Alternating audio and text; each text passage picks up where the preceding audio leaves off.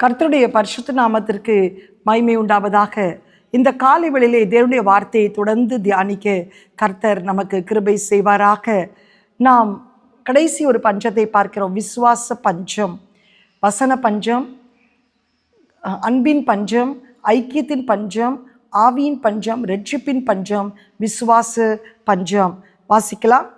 லூக்கா சுவிசேஷம் 18:8. சீக்கிரத்திலே அவர்களுக்கு நியாயம் செய்வார் என்று உங்களுக்கு சொல்லுகிறேன். ஆகிலும் மனுஷகுமாரன் வரும்போது பூமியிலே விசுவாசத்தை காண்பாரோ? பூமியிலே விசுவாசத்தை காண்பாரோ? இந்த கடைசி நாட்களிலே விசுவாசம் இன்றைக்கு குறைந்து கொண்டே போய்கொண்டிருக்கிறது. 2 கொரிந்தியர் 13:5 அப்போஸ்தலனாகிய பவுல் சொல்லுகிறார், நீங்கள் விசுவாசம் உள்ளவர்களோ என்று உங்களை நீங்களே சோதித்து அறியுங்கள், உங்களை நீங்களே பரீட்சித்து பாருங்கள், இயேசு கிறிஸ்து உங்களுக்குள் இருக்கிறாரா என்று உங்களை நீங்களே அறியீர்களா? நீங்கள் பரீட்சைக்கு இல்லாதவர்களாக இருந்தால் அறியீர்கள். அந்த விசுவாச பரீட்சையிலே நாம் நிற்கும் போதுதான் இயேசு நமக்குள்ளே இருக்கிறார் என்று நாமும் அறிவோம். மற்றவர்களும் அதை பார்க்கும்போது இயேசு இருக்கிறார் என்பதை அறிவார்கள். அதற்கு நமக்குள்ளே ஒரு விசுவாச பரீட்சையிலே நாம் கடந்து போக்கத்தான் வேண்டும். ஆனால் இன்றைக்கு அந்த விசுவாச பரீட்சையிலே கடந்து போவதற்கு மக்களுக்கு விருப்பமில்லை. அதனால் ஒரு பெரிய பஞ்சம் விசுவாசத்திலே வந்து விட்டது. விசுவாசத்திலே நிற்கிறதற்கு விருப்பமில்லை. கர்த்தருக்கு ஸ்தோத்திரம் உண்டாவதாக. எபிரேயர் 11:6 சொல்லுகிறது, விசுவாசம் இல்லாமல் தேவனுக்கு பிரியமாயிருப்பது கூடாத காரியம். தேவனிடத்திலே அன்பு கூறுகிற இடத்திலே சேருகிறவன் அவர் உண்டென்றும் அவர் பலனளிக்கிறவர் என்று விசுவாசிக்க வேண்டும் என்று சொல்லப்படுகிறது. விசுவாசமே உலகத்தை ஜெயிக்கிற ஜெயம். விசுவாசம் இல்லாத கிரியை செத்தது. கண்டு விசுவாசிப்பவனை காட்டிலும் காணாமல் விசுவாசிக்கிறவன் தான் பாக்கியவான். கடுகளவு விசுவாசம் இருந்தால் கூட மலையை பெயர்ந்து போ என்று சொன்னால் அது சமுத்திரத்திலே தள்ளுண்டு போம். நமக்கே சீரக சோம்பலா சொல்லாமல் கடுகு சொல்கிறார். அது சிறிதாய் இருந்தாலும் கர்த்தருக்கு பூரணமான ஒரு விசுவாசம் நமக்குள்ளே காணப்பட வேண்டும். மத்தேயு விசேஷம் 15:22 நீங்கள் வாசித்து பாருங்கள். 29 வரைக்கும். கானானிய ஸ்திரீ, அவளுக்கு ஒரு பிசாசு பிடித்த பிள்ளை காணப்பட்டாள். ஒருவராலும் அந்த பிசாசை அடக்க முடியவில்லை. ஆனால் அவள் ஒரு புறஜாதி ஸ்திரீதான். ஆனால் ஆண்டவர் பிசாசுகளை துரத்த வல்லமை உள்ளவர் என்று அறிந்து தன் பிள்ளையை வீட்டின் அறையிலே பூட்டிவிட்டு அவள் இயேசுவின் பின்னாடி கடந்து வருகிறாள். ஆனால் இயேசு அவளை கண்டு கொள்ளவில்லை. சீஷர்கள் சொல்லுகிறார்கள், உம்மை ஓயாமல் பின்பற்றி வருகிறாளே, அவளுக்கு ஏதாகிலும் செய்யக்கூடாதா என்று சொல்லும்போது ஆண்டவர் சீஷரிடத்தில் சொல்லுகிற ஒரு பதில், இஸ்ரவேல் பிள்ளைகளுக்கு நான் வந்தேனே தவிர காணாமல் போன இந்த இஸ்ரவேலருக்கு அல்ல என்று சொல்லுகிறார். என்னுடைய பிள்ளைகளுக்கு தான் நான் வந்திருக்கிறேன் என்று சொல்லி அப்பொழுது அவள் திரும்ப அவரை பின்பற்றும் போது சீஷர்கள் ஏதாவது ஒன்று செய்யுங்கன்னு திரும்ப அவரை பார்க்கும்போது அவர் சொல்கிறார், பிள்ளைகளுடைய அப்பத்தை எடுத்து நாய்க்குட்டிகளுக்கு போடலாகாது. அவளை நாய் என்று அட்ரஸ் பண்ணினார். ஆனால் நமக்கு அப்படி சொல்லியிருந்தா கோவம் வந்திருக்கோம். நாய் இல்லை, பேயாவே மாறியிருப்போம். ஆனால் அவள் அப்படி மாறவே இல்லை.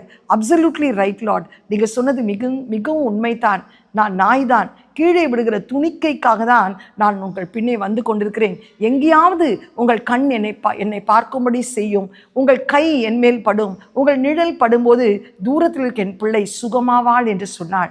உடனே ஆண்டவர் நின்று சொல்லுகிறார், இப்படிப்பட்ட விசுவாசத்தை என் ஜனமாகிய இஸ்ரவேலிடத்திலும் நான் காணவில்லையே என்று சொல்லும்போது உன் விசுவாசம் பெரிது என்று சொல்லுகிறார். கர்த்தருக்கு ஸ்தோத்திரம். அந்த சனத்திலே அந்த பிள்ளைக்கு சுகம் உண்டாக்குறது. எனக்கு அருமையானவர்களே, இன்றைக்கு இந்த விசுவாசத்தை தான் கர்த்தர் உள்ளத்திலே எதிர்பார்க்கிறார். மார்க் சுவிசேஷம் 5:45 வாசிக்கும்போது, பர்த்திமேயு என்ற குருடன் அவன் பிச்சை எடுத்து கொண்டிருக்கிறான். அப்பொழுது இயேசு அந்த வீதியிலே கடந்து போகிறார். சீஷரிடத்தை கூப்பிட்டு, என்னை இயேசுவிடத்திலே கொண்டு போங்கள், நான் பார்வையடைய வேண்டும் என்று சொன்னான். ஆனால் அவர்கள் அதட்டினார்கள் என்று வேதம் சொல்லுகிறது. நீ பிறவிலிருந்தே பிச்சை எடுக்கிறாய், இப்பொழுது நீ எதற்கு இயேசுவிடத்திலே வர வேண்டும் என்று சொல்லி அதட்டினார்கள். ஆனால் பர்த்திமேயு இன்னும் பின்தொடர்ந்து, கர்த்தருக்கு ஸ்தோத்திரம், தாவீதின் குமாரனே எனக்கு இறங்க மாட்டீரோ என்று சத்தமிட்டு ஆண்டவரை நோக்கி கூப்பிட்டான். எங்கேயோ போன்ற ஆண்டவர் நின்று அவன் சத்தத்தை கேட்டு நிற்கவில்லை, சத்தத்தில் இருந்த விசுவாசத்தை பார்த்து நின்று எந்த சீஷர்கள் அதட்டினார்களோ அவளை திரும்ப அனுப்பி அவனை அழைத்து கொண்டு வா என்று சொல்லும்போது அவன் ஆண்டவர் உன்னை அழைக்கிறார் என்று அறிந்தவுடனே அவனுடைய அடுத்தபடி விசுவாசம், அவன் வஸ்திரத்தை கழற்றி போட்டான். அந்த நாட்களிலே குருடர்களுக்கு வஸ்திரம் கொடுத்து வைத்திருப்பார்கள் அடையாளத்திற்காக. இயேசு என்னை அழைத்தார் என்று அறிந்தவுடனே இனி இந்த வஸ்திரம் எனக்கு தேவையில்லை என்று கழற்றிவிட்டு கடந்து போனான். இயேசு அவனிடத்திலே கேட்டார், நான் உனக்கு என்ன செய்ய வேண்டும் என்று கேட்டான். மனுஷர்களிடத்திலே பிச்சை கேட்பது போல் பிச்சை கேட்கவில்லை. ஏனென்றால் அவனுக்கும் நல்லா தெரியும், பிச்சை யார் வேணா கொடுக்கலாம், பணம் யார் வேணா கொடுக்கலாம். ஆனால் அவன் பிச்சை கேட்கல. மாறாக, ஆண்டவரே நான் பார்வை அடைய வேண்டும் என்று சொல்லி ஆண்டவரிடத்திலே கேட்டபோது கர்த்தர் அவன் பார்வை அடையும்படி செய்தார். கர்த்தருக்கு ஸ்தோத்திரம். அந்த விசுவாசம் பெரிதாய் காணப்பட்டது. இன்னும் ஒரு காரியத்தையும் சொல்ல விரும்புகிறேன். கர்த்தருக்கு ஸ்தோத்திரம் உண்டாவதாக. அதே மார்க் சுவிசேஷம் 10ஆம் அதிகாரத்திலே நாம் பார்க்கிறோம், பெரும்பாடு உள்ள ஸ்திரீ எவ்வளவேனும் சுகமாகாதபடி, வைத்தியருக்கு கொடுத்து சற்றாகிலும் சுகமாகாதபடி அவள் காணப்பட்டாள். இயேசு அந்த தெருவிலே கடந்து போகும்போது அவளுடைய வஸ்திரத்தின் ஓரத்தை அவள் தொட்டாள். தொட்ட மாத்திரத்திலே ஆண்டவருக்குள் இருந்த வல்லமை அவளுக்குள்ளே நதி போல் பாய்ந்தது. கர்த்தருக்கு ஸ்தோத்திரம். யார் என்னை தொட்டது என்று கேட்டார். சீஷர்கள் சொன்னார்கள், எத்தனையோ பேர் கடந்து போகிறார்கள், உம்மை தொட்டிருப்பார்கள் என்று சொல்லும்போது ஆண்டவர் நின்று எனக்குள்ளிருந்து வல்லமை அவர்களுக்குள் கடந்து போய் அவர்கள் சுகமாயிருக்கிறார்கள் என்று சொல்லும்போது இந்த பெரும்பாடுள்ள ஸ்திரீயால் மறைக்க முடியவில்லை. 12 வருஷமாய் போய்கொண்டிருந்த உதிரம் நின்றது. அவளுக்கு மட்டும் எப்படி சுகம் கிடைச்சது? எத்தனையோ பேர் வஸ்திரத்தை தொட்டாங்க, அவங்களுக்கெல்லாம் சுகம் கிடைக்கல. இவளுக்கு மட்டும் எப்படி சுகம் கிடைச்சது? வஸ்திரத்திலும் வல்லமை இருக்கிறது என்று விசுவாசித்தால் அந்த விசுவாசம் தேவனுடைய மகிமையை காணும்படி கர்த்தர் கிருபை செய்தார். என்று கேட்டுக்கொண்டு என் அருமையானவர்களே, விசுவாச பஞ்சம் உங்கள் வாழ்க்கையில வரவே கூடாது. விசுவாசமே உலகத்தை ஜெயிக்கிற ஜெயம். விசுவாசம் இல்லாத கிரியை செத்தது. கர்த்தருக்கு ஸ்தோத்திரம் உண்டாவதாக. விசுவாசம் வரம் கனியாய் உங்கள் வாழ்க்கையிலே கொழுந்து விட்டு எரியணும். நீங்கள் விசுவாசிக்கும் போது தேவனுடைய மகிமையை நிச்சயமாய் காண்பீர்கள். எந்த விதத்திலும் விசுவாசத்தை தளர விட்டுறாதீர்கள். கர்த்தருக்கு ஸ்தோத்திரம். விசுவாசிக்கிறவனுக்கு எல்லாம் கூடும் என்று வேதம் சொல்லுகிறது.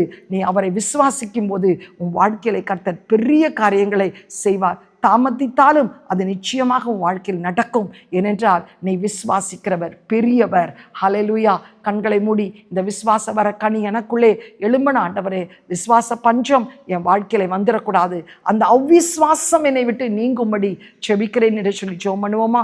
எங்களை அதிகமாய் நேசிக்கிற நல்ல தகப்பனே, இந்த காலை வேளையில அப்பா காரியங்கள் தாமதிக்கிறவர்களுக்காக விசேஷமாய் ஜெபிக்கிறேன். ஐயோ, இந்த மாதமும் தாமதித்து விட்டதே, இந்த நாளிலும் தாமதித்து விட்டதே என்று சோர்ந்து போகாதபடிக்கு ராஜா, நிச்சயமாக கர்த்தர் எனக்கு செய்து முடிப்பார் என்று சொல்லி ஆண்டவரே விசுவாசிக்க கிருபை பாராட்டும். வாக்குத்தத்தங்களை சொல்லி ஆண்டவரே விசுவாசிக்கிற ராஜா, பெரும்பாடுள்ள ஸ்திரியை போல், கானானிய ஸ்திரியை போல், பர்த்தமே குருடனை போல் ஆண்டவரே அப்பா அந்த விசுவாசத்திலே உறுதியாய் நிற்கும் போது ஆண்டவரே விசுவாசிக்கிறவனுக்கு எல்லாம் கூடும் என்று சொன்னீரே ஆண்டவரே. காலம் தாமதித்தாலும் கர்த்தர் நிச்சயமாக செய்வார் என்று உள்ளத்தின் ஆழத்திலே விசுவாசிக்க கர்த்தர் கிருபை செய்யும் ஆண்டவரே. உம்மை ஸ்தோத்தரிக்கிறோம், ஸ்தோத்தரிக்கிறோம். ஆபிரகாம் விசுவாசித்தான், அது அவனுக்கு நீதியாக எண்ணப்பட்டது என்று வாசிக்கிறோமே ஆண்டவரே. எந்த விதத்தில் அவ்விசுவாசம் எங்களை மேற்கொண்டு விடாதபடி, சூழ்நிலையை பார்த்த ஆண்டவரே அவ்விசுவாசம் எங்களை கர்த்தாவே அலக்கழித்து விடாதபடி, அந்த சூழ்நிலையிலும் எங்களை நடத்துகிற தேவன் எங்களோடு கூட இருக்கிறீர்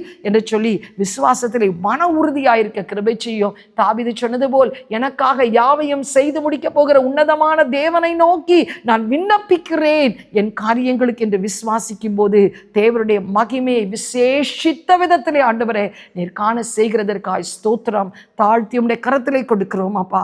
அவ்விசுவாசம் நீங்கட்டும், விசுவாசம் வரம் கனி கொழுந்து விட்டு எரியட்டும். இயேசுவின் மூலம் நல்ல பிதாவே, ஆமேன். God bless you. Have a blessed day. Amen.